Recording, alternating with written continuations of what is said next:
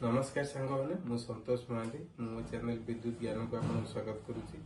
आज आम डिस्कसन करबा जदि आपनकर विद्युत तार इनकमिंग सर्विस केबल जो आपनकर मीटर पर्यंत आसी सेटा यदि खराब हो जाइए छिंडी जाइए ताहले केते टंका आपन रसीद काटले आपनकर नुआ तार लगे परिवे सर्विस केबल कॉस्ट केते कोन आसीबो से विषय रे आज डिस्कसन करबा। आ वीडियोटी को फास्ट और लास्ट पर्यंत देखंतु। जदि वीडियोटी पसंद लगिला ताहले मो चैनल विद्युत ज्ञान को लाइक शेयर एंड सब्सक्राइब कर। तो सांग मैंने आम आज सिंगल फेज विषय आज कथा। सिंगल फेज आपंकर मीटर कॉस्ट सब देखिपारे केते अच्छी। सिंगल फेज मीटर 2 वाट 10 ରୁ 60 एम्पियर आपंकर बॉक्स सहित पड़ो 1546 टका। तापर देखिए सिंगल फेज ब्लूटूथ मीटर जदि आप बसैबे विथ बॉक्स आपन को आसब 1773 टका। तापर सिंगल फेज रो स्मार्ट मीटर 5 ରୁ 30 एम्पियर विथ बॉक्स आपन जदि बसैबे ताहले आपन को आसब 3764 टका। यहाँ हूँ मीटर आ कॉस्ट आपनकर पड़ो। तापर देखिए आपन सर्विस केबल आपन जदि चेंज कर मीटर शिफ्टिंग कॉस्ट देखा। Meter shifting charges single phase पे अच्छी आपनकर 798 टका ये देती देखिपारे आप। आज केवल सिंगल फेज विषय कथा हुआ।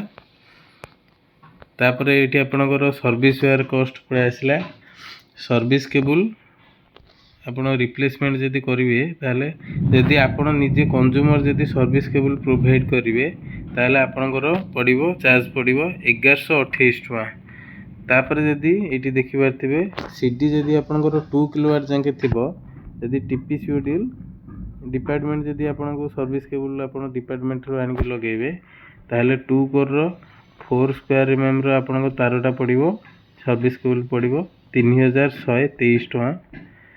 तापर आपनकर 2 किलोवाट रू 5 किलोवाट जदि सीडी थिबो ये देखिपारे cable replacement CD up to 2 kilowatt to 5 kilowatt ताहले जदि डिपार्टमेंट ठारू केबल नेबे ताहले आपनकर 2 कोर 6 एमएम स्क्वायर एमएम रो तार लागिवो 3438 टका।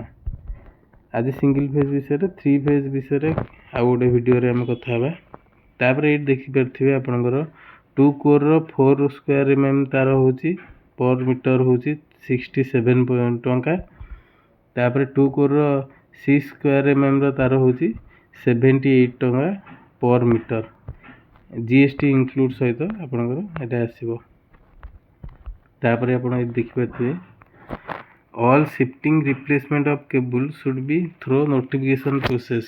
आपनकर जहाँ भी मीटर शिफ्ट हम नोटिफिकेशन प्रोसेस द्वारा हम आप एसएपी रे काम हम।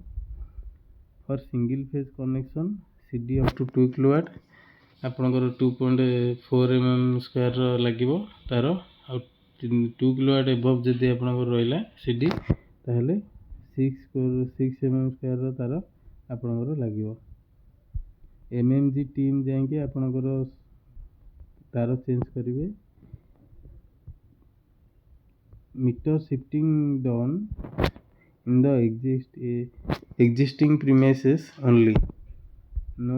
In no case meter shifting to be done to a different premises. जदि आपनकर से जो मीटर रे जो प्रीमाइसेस रे मीटरटा अच्छी आपन से प्रीमाइसेस रे जदि चेंज करेंगे अलग कोटी मीटर बसैबे ताहले आपनकर मीटर एठी चेंज हो पारिबो। जदि से प्रीमाइसेस रो अलग कौन प्रीमाइसेस को जिबे मीटर बसैबू जदि चाहिए बसैया ताहले चेंज हो पारिबो नाही।